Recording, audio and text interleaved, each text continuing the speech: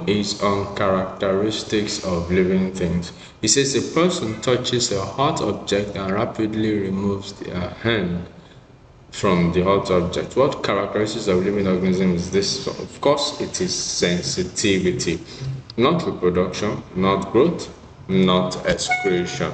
Now, the second question says that what types of organisms are used in genetic modification because they have plasmids? This is on features of organisms. The organisms that have plasmids are the bacteria, and plasmid is a circular ring of DNA which can be cut open and modified.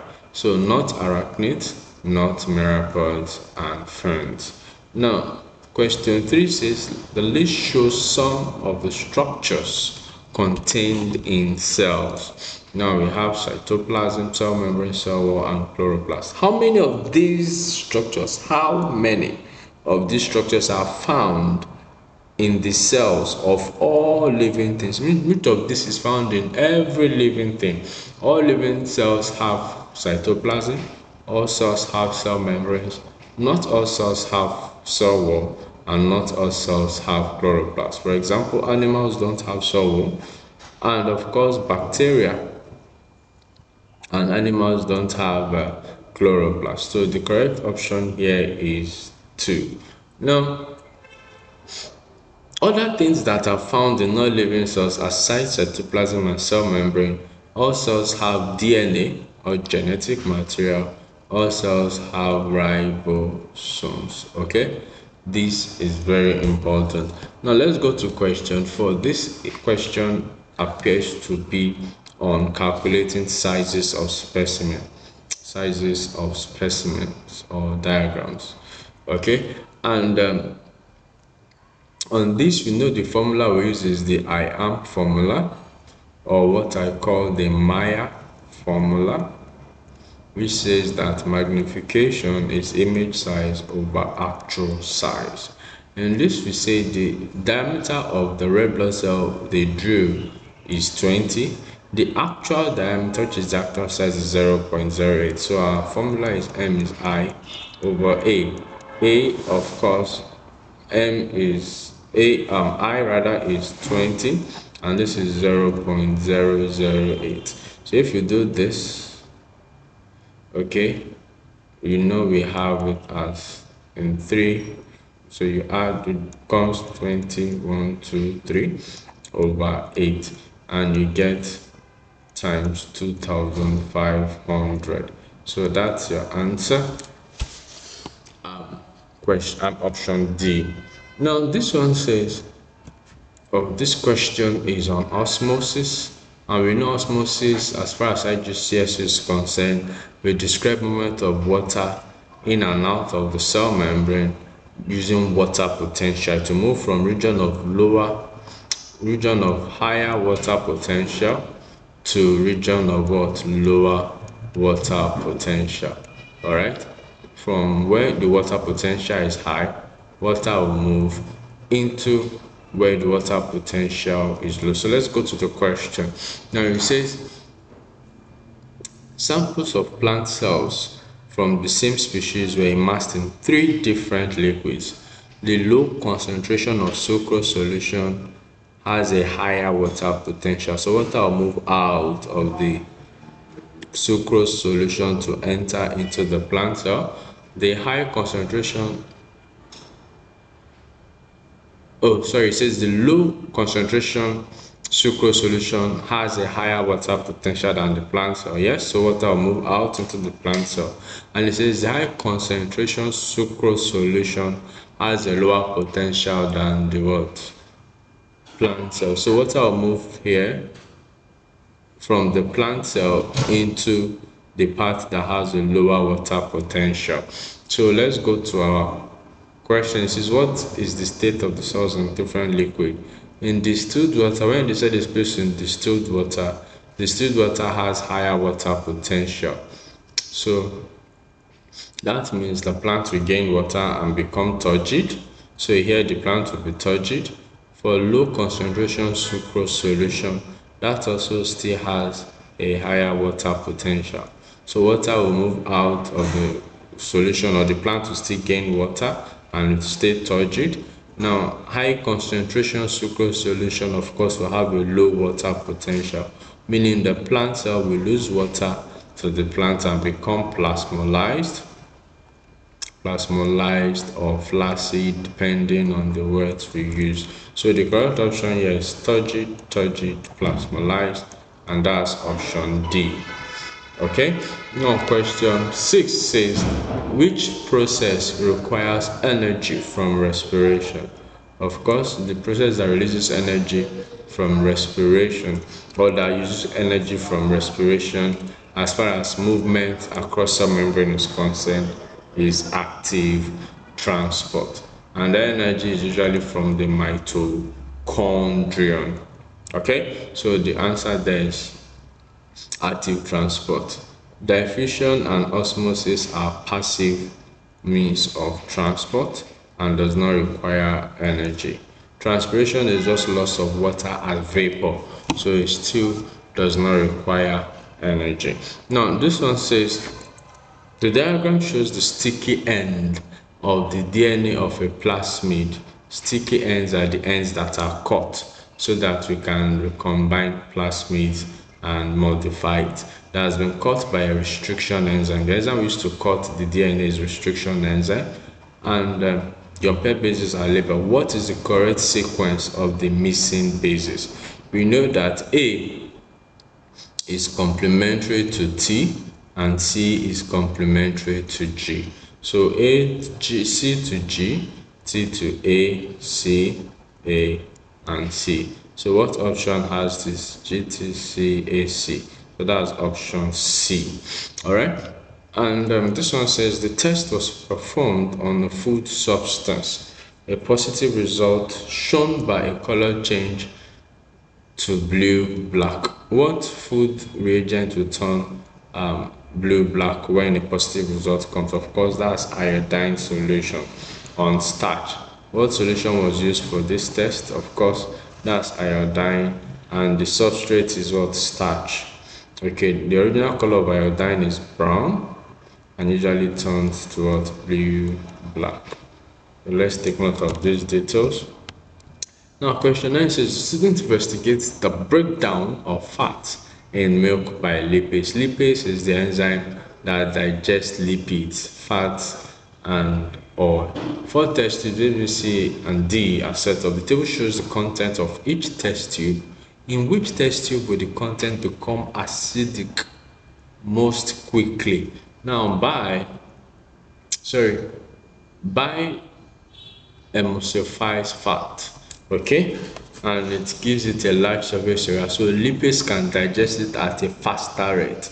All right, lipase is an enzyme, so it's affected by temperature and pH. Extreme temperature, very high temperature will denature it. Okay, so let's come here. It says, in which test tube will the content become acidic most quickly? Now, the one that has the milk, the one that has the bar, the one that has the lipase. Bold lipase means it's denatured, so it won't digest quickly. It won't even digest at all because won't change to produce acid. Acidity comes from the product. When fat is digested, it's digested to fatty acids and glycerol. So it is the fatty acids that make the solution become acidic quickly. So for it to be quick, so our correct option there is option A. Since we need milk, we need bile, and we need the lipase. All right, question 10 is on photosynthesis and limiting factors. Limiting factors. It says, as the light intensity increases, the rate of bubbles release increases and then becomes constant. It says, which statement describes why the rate of bubbles or bubble release become constant at very high light intensity? So at the start, light was the limiting factor. Later, it wasn't a limiting factor. Something else became a limiting factor. So what other limiting factor can affect the rate of photosynthesis. Carbon dioxide concentration becomes a limiting factor. Yes, carbon dioxide is a limiting factor. Okay, light intensity becomes a limiting factor. No. Okay, oxygen, no, oxygen is not. Water availability becomes a limiting factor. Water, of course, there is enough water in the test tube, so I don't think water should be it. So the correct option here is what? The amount of carbon dioxide in the water, which is A. Because of course we can see that there is enough water inside the tube. What we don't know is how much carbon dioxide is dissolved in it, and that could be the limiting factor. It says this diagram shows the cross section of a leaf, okay, and it says where does photosynthesis take place. Let's magnify this a bit, or let's zoom this in a bit. Photosynthesis occurs in the chloroplast, in the chlorophyll, in the chloroplast, so that's region 1 and region 4 of the palisade cells and the spongy mesophyll cells. So region 1 and 4, of course, is the chloroplast, and that is where photosynthesis takes place. So the correct answer here is 1 and 4, which is B. Now, question 12 says the diagram shows part of the alimentary canal and associated organs. State which labeled part stores bile. Which labeled part stores bile? We know that bile is produced in the liver, that's label D, produced by the liver, and it is stored in the gallbladder, okay? And that's option C. So the correct answer is C, okay? Option C, because that's where bile is stored, and it carries out its function in the duodenum. A is the stomach, and B is the pancreas, okay? But bile is stored on the gallbladder. So the correct option there is C. Now this one says about small intestine and absorption. That's about villi. They say which two statements explain the role of villi? Villi, of course, let's see, increases the efficiency of the absorption of nutrients. Yes, correct. Villi increases the efficiency of the alveoli. No, villi is not found in the alveoli of the lungs. Villi provides a large surface area. Yes. Villi filters urea. No, it really does not filter urea. The glomerulus filters urea. So the correct options here are 1 and 3. So that's option B. You can see how I'm knocking out questions based on what we know about this question. So you have to strike out questions and follow what you have to pick your appropriate options. Now let's come to this. Say the diagram shows carbohydrate molecules as they pass through the alimentary canal, which will represent the molecules correctly. Now it says before taking it into the mouth, after some time in the mouth, and after some time in the small intestine. What happens to carbohydrate digestion? In the mouth, carbohydrate is a large molecule, it's starch. Okay, that's the kind of food we eat. Carbohydrate, we take it as starch in the mouth. And in the mouth, the enzyme amylase breaks it down in our mouth. Okay, in the mouth, the enzyme amylase will break it down, okay, straight to what? Maltose. Maltose is a 2-carbon sugar. Okay, it's a disaccharide rather. It's a disaccharide, meaning it contains 2 monomers of glucose. Okay, starch is a polysaccharide. So, and then in the small intestine, maltose is digested finally by maltase enzyme, okay, to 2 glucose units, and glucose is a monosaccharide. So we start with starch, okay, long chain of glucose, then the one that has 2 units. So we're having this as starch, this as a disaccharide, and this as a monosaccharide, or is yes, monosaccharide. So the correct option here is what? B. Okay, starch is a long chain, a very long chain of glucose molecules joined together. Maltose is just containing 2 units of glucose, and glucose is just a monomer. All right, that starts with question 14. Question 15 says which row shows correct information about 3 digestive enzymes in humans? Lipase is produced by the pancreas and the small intestine. Maltase is produced by salivary gland, all right, by salivary gland, okay, and secreted in the mouth. And trypsin is produced by the pancreas as well, and it's alkaline, all right. So what are the correct options? It says this one acts in the small intestine. Yes, this is correct. It acts in the small intestine. Maltase says maltase acts in the small intestine. Yes, the maltase acts in the small intestine. All right. Maltase is produced in the small intestine. Okay, small intestine. Lipase is produced in the pancreas and in the small intestine.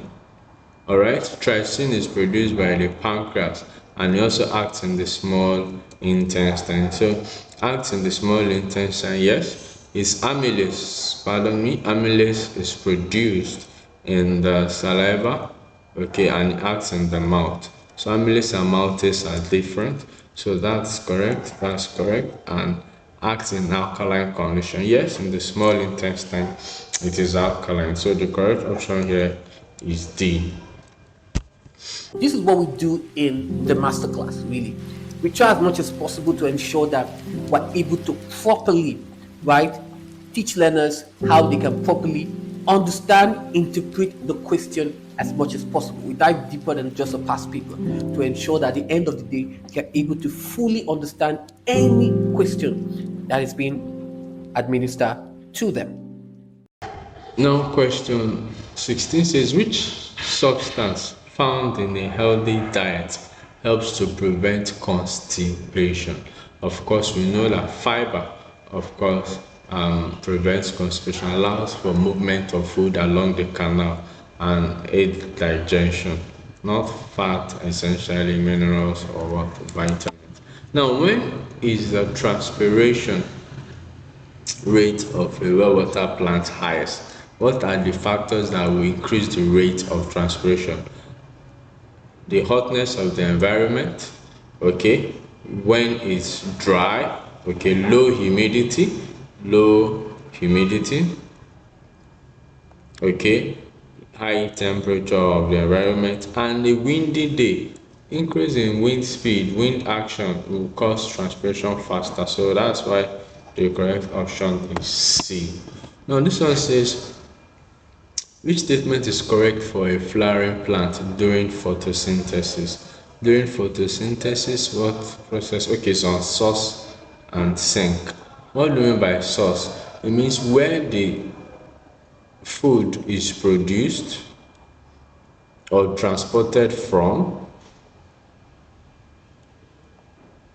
That's what I mean by source. And sink means where it is used or stored. So during photosynthesis, when photosynthesis is happening in the plant, it means there is light. So what are the places where we produce glucose or photosynthesis happens? The sources are in the leaves, okay, of plants where there are chlorophyll, and the sink are other parts where they are transported to or being used. Now it says the flowers, the fruit, the leaves, and root are all sources. Remember, no. Then it says the fruits are a source of sucrose, and the flowers are sink. No. The leaves are a source of sucrose, and the fruits are sink. Yes, I think this is fine. The roots are a source. No, so the correct option there is C. Okay, going to question 19. It says, what is the advantage of having a double circulatory system? We know that mammals have double circulatory system and some vertebrates too, okay, have double circulatory system. It says it uses less energy because blood flows through the heart only once. No. Okay, concentration gradient of solids and gases are kept low. That's not the thing. The oxygenated and oxygenated blood are separated, of course, okay, and allow a high rate of oxygen supply. Yes, that's that. All right, this one says it maintains high pressure of blood to the lungs and low pressure. No. The blood is maintained throughout the flow in the body. So the correct option there is C. Alright, now question 20 says this diagram shows the external structure of the human heart. Which part is blocked in coronary heart disease, CHD? One of the major things that happen is in coronary heart disease, when the coronary arteries get blocked. Coronary artery is the artery that supply the heart muscles themselves with blood. And B here is the diagram of the coronary artery. So B is leading to the main artery that supplies the heart muscles themselves with blood. So once it's blocked, the heart muscles don't get enough blood, and of course it can cause CHD or heart attack. And question 21 says one of the symptoms of the disease cholera is diarrhea. This is due to water loss by osmosis caused by the cholera toxin. What is the effect of cholera toxins that result in diarrhea? What does it do? Cholera toxins in the cells of the small intestine will cause secretion of chloride ion. So they will secrete chloride ion, okay? They will secrete chloride ion into the what? Small intestine lumen. They will secrete chloride ion into the lumen of the small intestine and lowering the potential. So water from the blood and the vessels around will now be lost, okay, or will be absorbed into the lumen, and it causes diarrhea. So that's C, of course. So a lot of chloride ion is secreted into the lumen of the small intestine, and it gives it a lower water potential. So the blood loses a lot of water.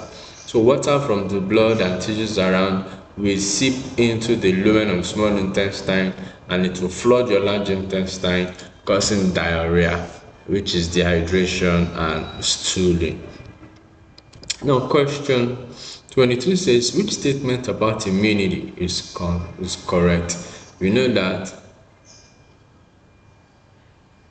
vaccines contain weakened antibodies, no. Phagocytes produce antibodies, no. Babies develop passive immunity from the antibodies they receive in breast milk? This one says a part of the antibody molecule. No, so the baby receives or obtains passive immunity from the antibodies they receive from breast milk. So in immunity, of course, you have passive immunity when antibodies are given or injected into the babies or from the breast milk from the mother. All right, now that's option B, correct? It says what are the functions of the diaphragm and cilia? The diaphragm, of course, when it contracts, it increases the volume and of the thorax and pressure force. So it contracts to cause breathing in. Cilia moves mucus out of the throat, so that's option A. Of course, cilia sweeps mucus, okay, out of the throat containing that are trapped death or germ. Now, question 25 says vigorous exercise can cause an oxygen debt. Yes. What processes remove oxygen debt? That's a result of buildup of what? Lactic acid in your muscles. And this lactic acid is transported to the liver, where extra oxygen is used to break it down to carbon dioxide and water. So through aerobic respiration, extra oxygen, okay, will now break down the lactic acid into carbon dioxide and water. That's how it's removed by aerobic respiration in the liver. Alright, so that's option A. Now the other question says, in healthy people, which substance is completely reabsorbed into the blood from the kidney nephrons? Which substance is completely reabsorbed? In a healthy person, you won't find glucose because all the glucose are usually selectively reabsorbed, because glucose is an essential substrate element or macromolecule that the body needs. So all the glucose are selectively reabsorbed. So if you have glucose in the urine, it means the person is diabetic. All right. Now, what would be the pupil size and lens shape of a person reading a mobile phone text message in a brightly lit room? So, for brightly lit room, the pupil size has to constrict, or the pupil will constrict, or will be constricted by the lens until it gets smaller. Now, because the image you are reading from your phone, the phone can be brought closer to the eyes, so the lens shape can become fat or more spherical. This called spherical, again, spherical. All right, and so let's go to the option. Pupil size, of course, is smaller. Lens is fat, so that's that. Because pupil size gets smaller to reduce the amount of light that enters the eye, the lens become rounder because that happens for short sightedness, to see objects that are closer to the eye. And that's option C. Question 27 says, what describe how the body maintains a constant internal temperature on a hot day? When it's hot, you sweat more. Okay, your blood vessels vasodilate. Okay, so more blood can get to your surface skin, so you can release heat from sweat. So that's vasodilation increases blood flow to the surface skin capillaries. So that's C. Now it says, what would lead to a decrease in blood glucose concentration? Decrease. What decreases the blood glucose concentration? Okay, you decrease your blood glucose concentration when there is more insulin released into the blood. Insulin is the hormone that converts glucose into glycogen for storage. All right, so increase in insulin, of course, will decrease the amount of sucrose in the blood, glucose in the blood rather. It says, which statement about antibiotics or antibiotics is correct? We know antibiotics is essentially to get rid of bacterial infections, and they do not kill, not viruses. All right, because viruses don't have cell structure. Viruses are not cells. They don't carry out normal metabolic functions. They only replicate. So it says antibiotics will kill bacteria but do not affect viruses. That's option D. All other options, of course, will not be correct. Now, This is what we do in the masterclass, really. We try as much as possible to ensure that we're able to properly, right, teach learners how they can properly understand, interpret the question as much as possible. We dive deeper than just a past paper to ensure that at the end of the day, they're able to fully understand any question that is being administered to them. question 30 says, the diagram shows the carpel. Carpel is the female reproductive structure of a flower just after pollination. Of course, the pollen has landed on the stigma. All right, so that's the pollen right there on the stigma. And they say, what is the name of the label structure X? Of course, it's growing a pollen tube. It's growing a pollen tube that will drive to reach the micropyle. So the entrance of the ovary is what we call the micropyle. So the pollen tube grows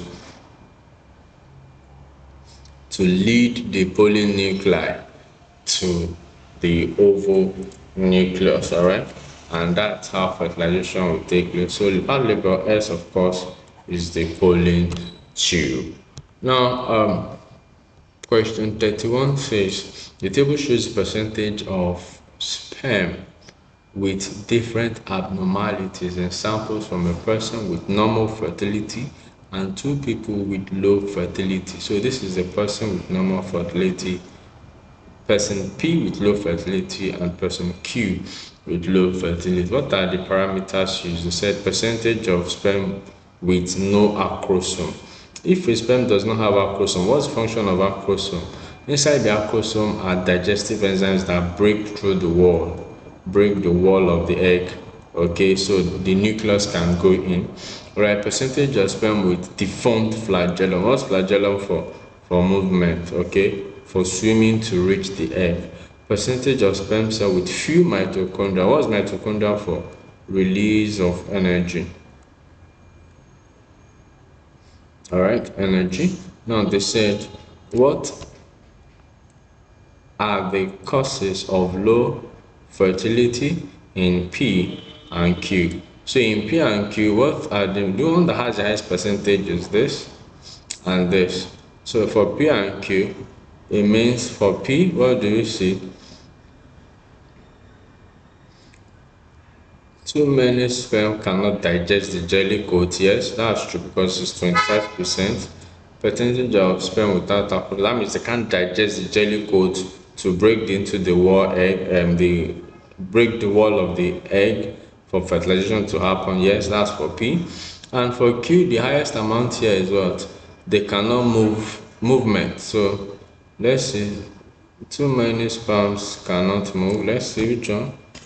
Okay. Cannot move to the oviduct. Yes, cannot move to the oviduct. So the option B is correct here because too many sperms cannot digest the egg, no acrosome, and sperm cannot get deformed flagellum. So that's option B. Alright, now question 33 says, which rule is used to describe stem cells? Stem cells are, of course, unspecialized cells. These are cells that divide. They divide to form different specialized cells. To form different specialized cells. So the answer there is D. Alright? They are unspecialized. Now this is on hormones, reproductive hormones in humans that regulate the menstrual cycle. Which line represents progesterone? We know there are 4 hormones. We have, okay, A here is LH, C of course is estrogen, alright, B here is progesterone, okay, and D of course will be FSH. So the one that represents progesterone is B. How do we know? We know that level of progesterone usually increases just before ovulation and is maintained, hoping that there will be fertilization. But it drops just sharply as it approaches the new or the next menstrual cycle. So B is the correct answer. LH usually picks up at day 14, and that's the day of what? Ovulation. Alright. Estrogen is what repairs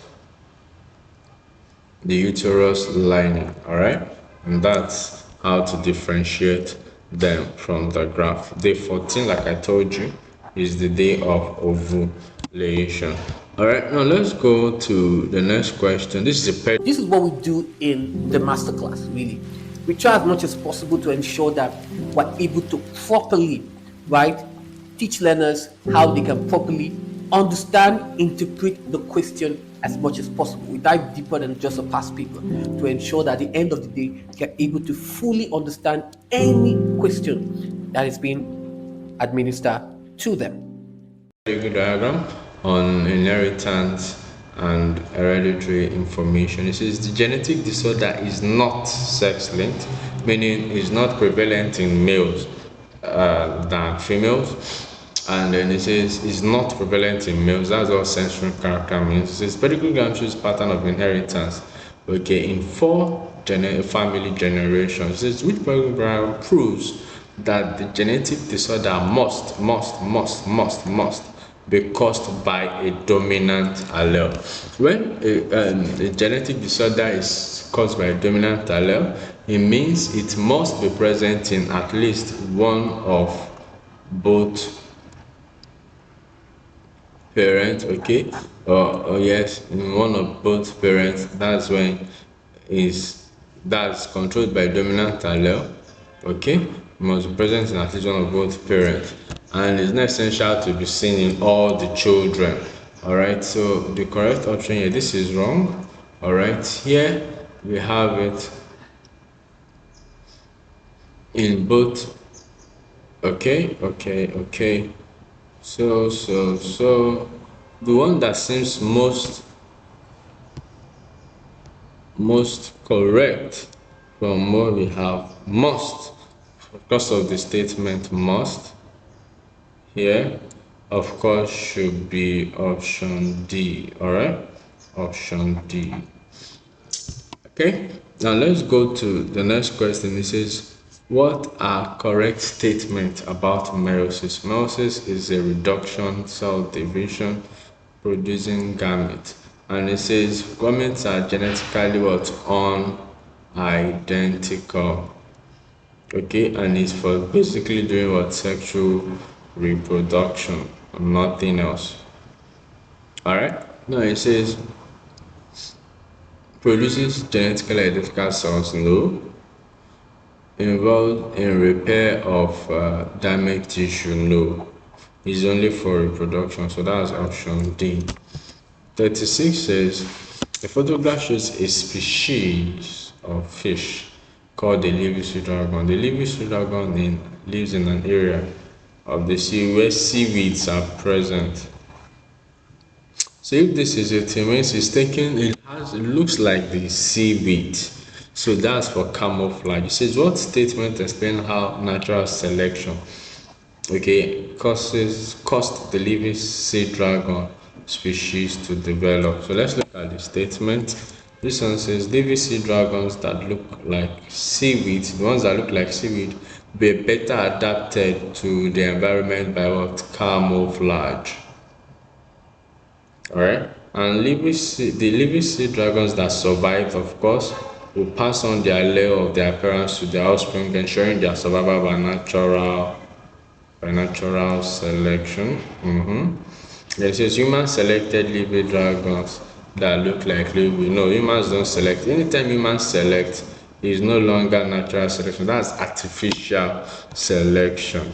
Alright, that's artificial selection. So they said which statement is correct about how they develop naturally. Once humans select, it's no longer natural, it's not artificial selection. So the correct options are 1 and 2 only. So that's option B. 37 says, what is the main source of energy input in biological system? You see that the sun is the ultimate source of energy to our planet Earth.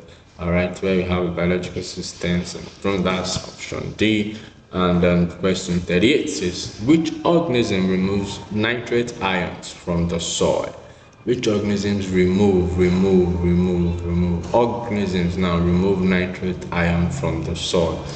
Organisms now that remove nitrate ion, we have the nitrifying bacteria and bacteria that return nitrate into atmospheric nitrogen from the soil nitrate.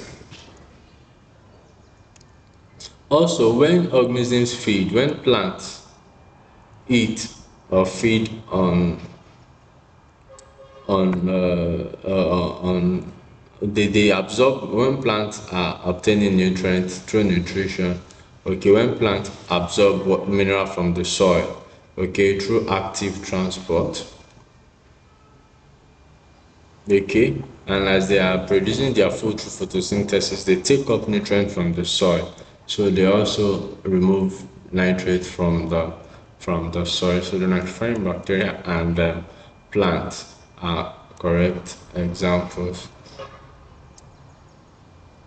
Okay, the nitrifying bacteria and plants, they remove nitrate ions from the soil. Okay, now what are 2 reasons for organisms becoming endangered? For an organism to be endangered, it means is probably going in the risk of extinction. When the habitats are disrupted or destroyed, yes. Education, pollution is another. It can cause death of organisms. So that will be 1 and 4, option A. Now question 40, which is the last question. What is an example of the use of genetic modification in agriculture? Use of genetic, what do we need genetic? Remember, it's genetic modification. We have to alter genes. Genetic information has to do altering of what? Altering of genes. So anything that does not involve altering of genes It's not genetic modification. It says choosing cattle to breed. That's artificial selection. It's not genetic modification.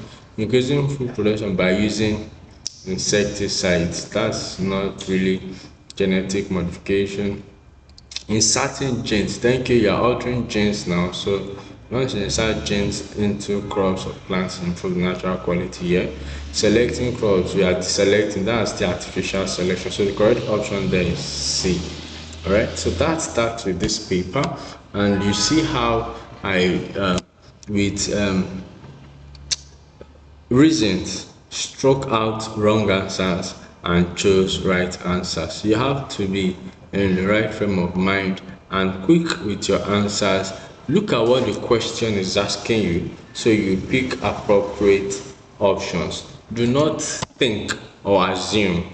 Follow the instructions and answer. For example, question 38 is saying which organisms remove nitrate from the soil. So the organisms that remove nitrate from the soil are organisms that remove it. For example, the denitrifying bacteria, okay, and the plants actually absorb the nitrate from the soil through active transport. All right. Nitrogen fixing bacteria fixes the nitrogen. Alright, nitrifying bacteria are releasing nitrogen from decomposed organisms into the soil, so plants can take them up.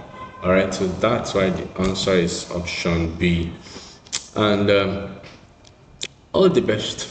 This is what we do in the masterclass, really. We try as much as possible to ensure that we're able to properly, right, teach learners how they can properly understand, interpret the question as much as possible. We dive deeper than just a past paper to ensure that at the end of the day, they're able to fully understand any question that is being administered to them.